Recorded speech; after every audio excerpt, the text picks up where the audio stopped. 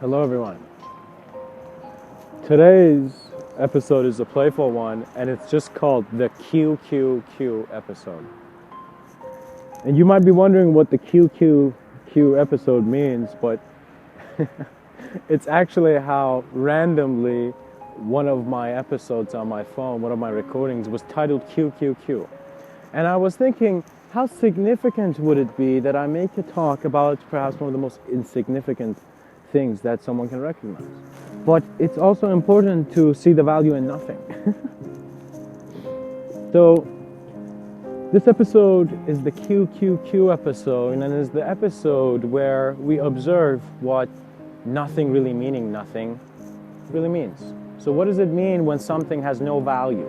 What does emptiness mean? What's after death? What is the end of silence? When we observe these things, we see it's all different intensities of human contemplation. So that the person who was outside walking to the grocery store had a sense of contemplation and awareness to reality that was different than that person who was in the cave in Nepal and meditating, for example. And it's not that one of them is wrong or right, it's just that they have different awarenesses to how their reality is present. So if you're someone by the city, it's not that the truth is in, some old person's beard in India. It's the truth is actually how truthfully you can observe yourself. So sometimes you see that there are certain symbols that are empty. For example, the symbol of God, because it's within everything, it's empty.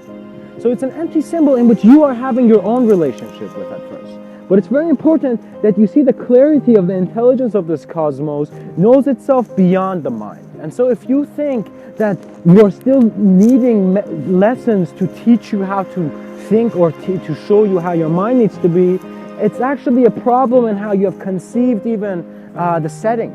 So it's not that your decision making is wrong or that you're caught in an illusion. It's like how you have considered your world is not its actuality, and that's why a part of you feels like this is not it. And what that means is that for a being that chooses to come into an individual experience, it will always know that that individual experience cannot be judged because it's relevant based on its environment. So deep down, we as beings, as individual beings informed, know of, for example, the natural rhythms of distance, of space and time, and how it is present in our conception, to then after being observed, to not be present in the same way. So we can have a sense of emptiness if someone's sitting on a bench and suddenly leaves that bench.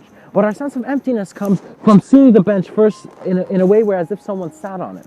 But if no one sat on that bench, the bench is empty. And so if no one is certain about, so if there is not a sense of self within you that thinks it's figured it out, you will realize that your allowance to see will be your allowance to see. You will see. You will have not visions that are relevant to your story directly, but they're indirectly relevant. So that I am first an acknowledgement of a very present moment of being, and then I am any story in which I choose to project myself through. You see that when there is the concept of for example, in Tibet, we had certain people who were emanations of a certain being. So they're like, oh, I'm the light of that spark. However, you really see that we're all the light of a spark of a formless conception. So what that means is that when we look at life, we are only what we have. And so this we and how we understand it is really what you have to work with. You have nothing else. There is no one's understanding that will serve you as much as you observing your own understanding.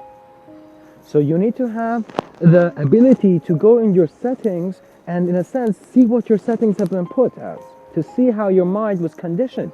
And guys, you need to have tolerance to emotional fluctuation. You need to have tolerance to the fluctuation of form. And so you need to experience yourself as a moment of observance in which it is not empty in what is seeing, but it is empty in knowing how it knows itself beyond itself.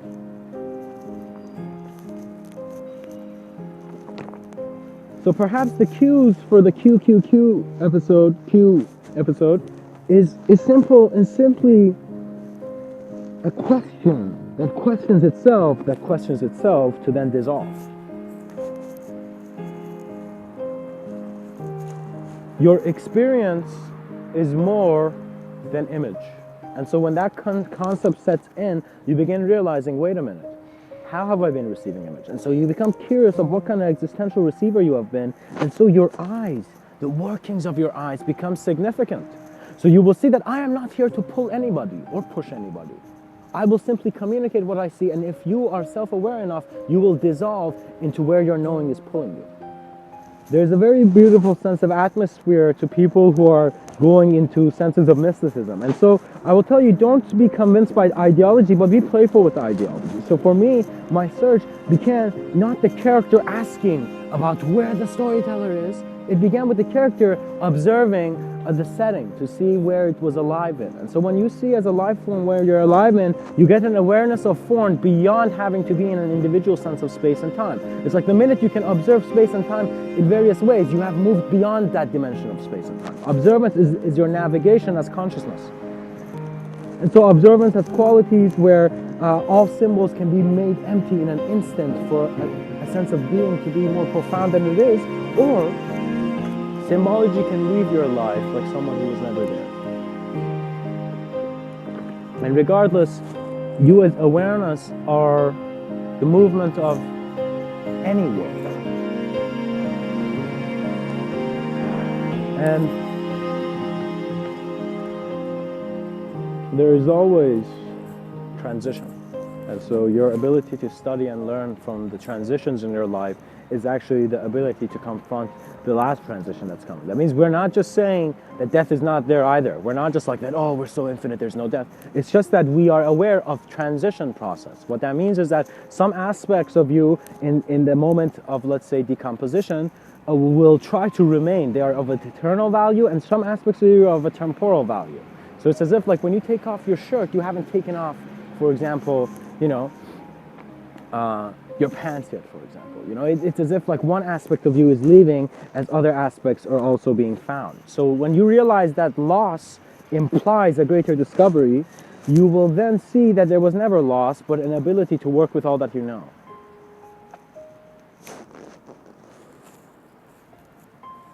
Curiosity did not kill the cat.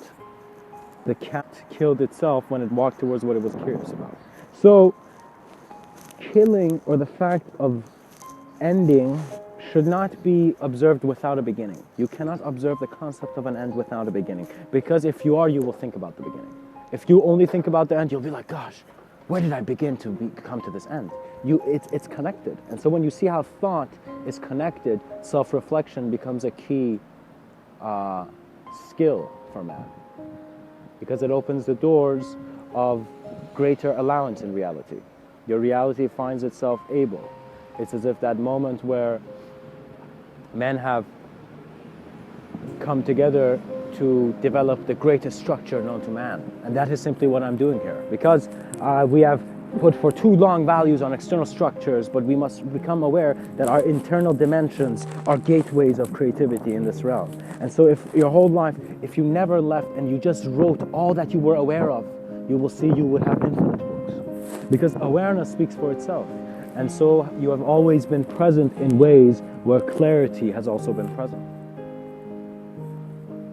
You will see the QQQ episode makes sense because QQQ doesn't have to be something. You look at a tree and it doesn't have to be your tree or anyone's tree, it's present.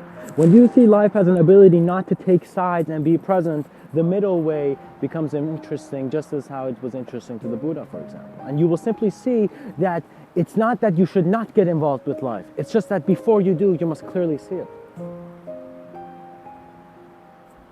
And you must clearly see how, because it is you who is making your world meaningful, it is also you who has the ability to perceive the meaningless. And so the meaningless is where we have moved beyond this range of shape that we are, this range of acknowledgement. It's that moment where you're so honest with yourself. You're not just thinking about what you're doing.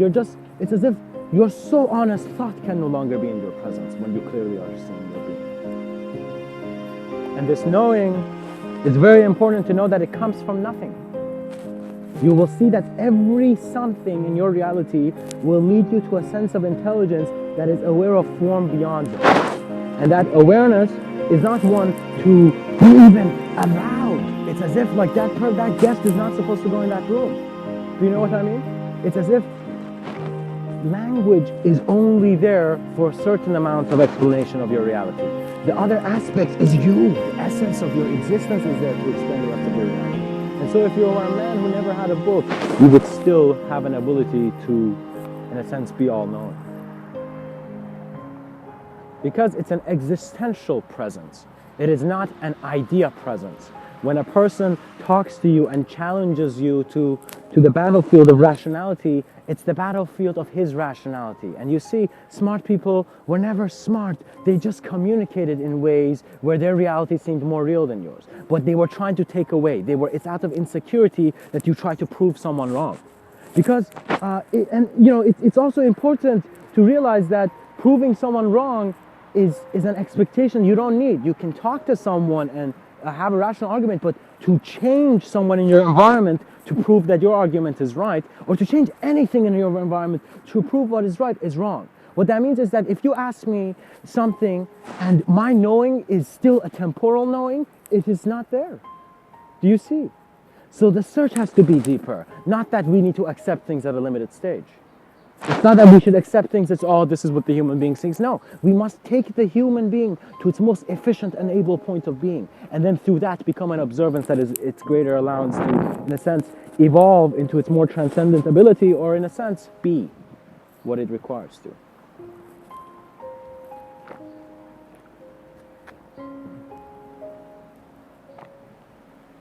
It's like that moment where another person's reality became more real for you was at the moment you really cared for them. You saw the value.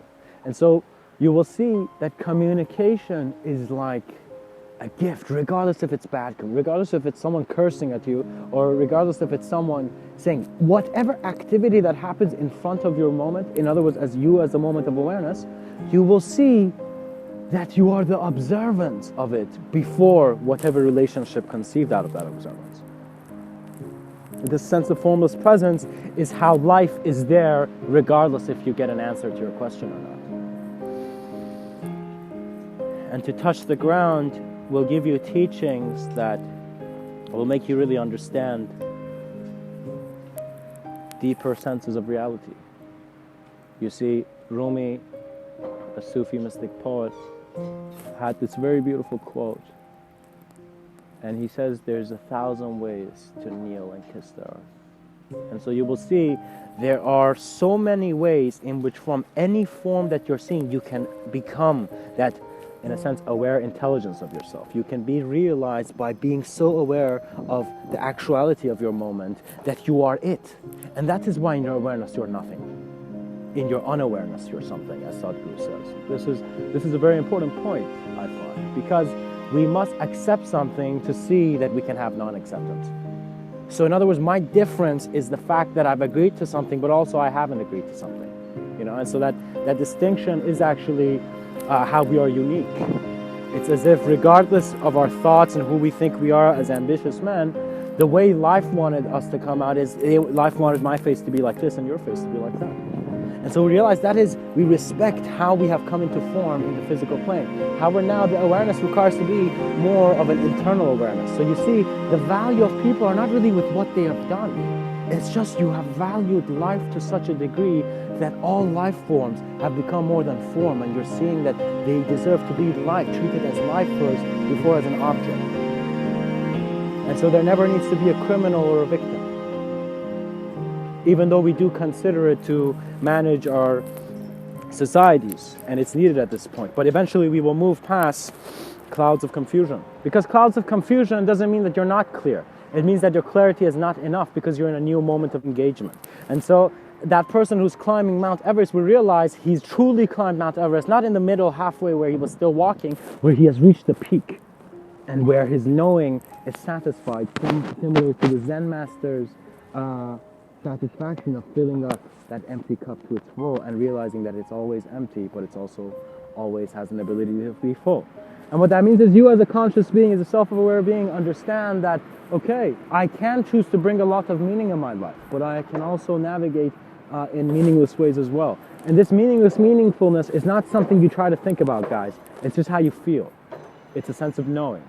It's like that moment where, like, let's say you know where your house is, you have clarity, but you don't know where your friend's house is. Oh gosh, what is the meaning of the world? Do you see? It's that lack of knowing, lack of sensitivity to what is existing that is you, and that is also the awareness of you that is always expanding. You are beyond limitation because your knowing will find itself limitless. Much blessings and namaste.